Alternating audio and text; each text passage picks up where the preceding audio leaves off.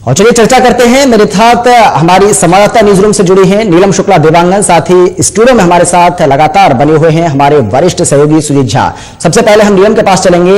नीलम, सरकार की मुश्किलें लगातार बढ़ती हुई नजर आ रही हैं। अब कांग्रेस का साथ भी अन्ना हजारे को मिलता हुआ नजर आ रहा है, यानी कि सरकार के लिए अब कैसे भी करके बहुत बड़ी मुश्किल यहां पर नजर आ रही है। लेकिन मेरा सवाल सीधा आपसे यह है, क्योंकि सरकार ने कई संशोधन भी किए, बावजूद इसके सरकार को किसी तरह की इसमें राहत मिलती हुई नजर नहीं आ रही है।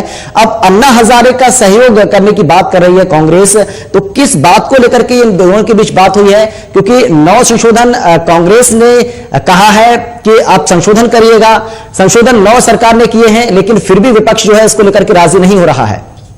देखिए, सबसे पहले अमित आपको ये समझना होगा कि ये जो विपक्ष है उसके पास एक सुनहरा मौका है विरोध करने का।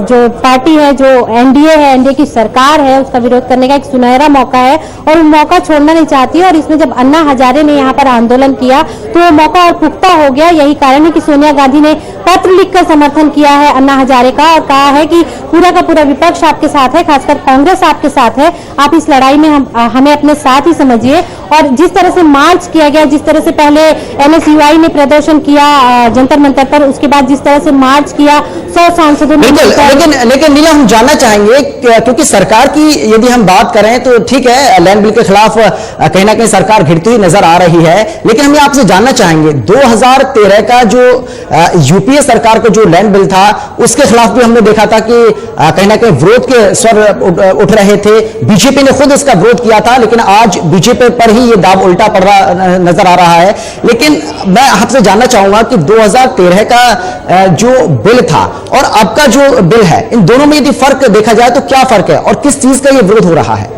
देखिए, 13 संशोधन किए हैं जो बिल है उसमें इस सरकार ने, और साथ ही यहाँ पर जो किसानों हैं उनके हितों का ध्यान रखा गया है। और ये भी कहा जा रहा है कि जितनी भी भूमि अधिग्रहित की जाएगी उसमें 80% भूमि को सिंचाई के लिए उपयोग लाया जाएगा, जिसका सीधा फायदा किसानों को मिलेगा, साथ ही उनको रोजगार भी मिलेगा। नितिन गडकरी ने इसी बात पर खुली बहस करने का जो न्योता दिया है सोनिया गांधी को और अन्ना हजारे को किसी भी मंच पर, इन्हीं सब मुद्दों पर दिया है। और बार बार सरकार यही कह रही है कि अगर आप लैंड ही नहीं देंगे तो किसी भी तरह का विकास किस तरह से होगा। तो जब तक सरकार के पास जमीन नहीं होगी, जमीन अधिग्रहण नहीं करेगी सरकार, कोई भी विकास का काम नहीं हो सकता, ना ही स्कूल बन सकते हैं, ना ही किसी और तरह के भवन का निर्माण हो सकता है। यही कारण है सरकार विपक्ष ने कुल मिलाकर के 50 संशोधन की बात कही थी, लेकिन सरकार ने कुल 9 संशोधन इसमें किए हैं।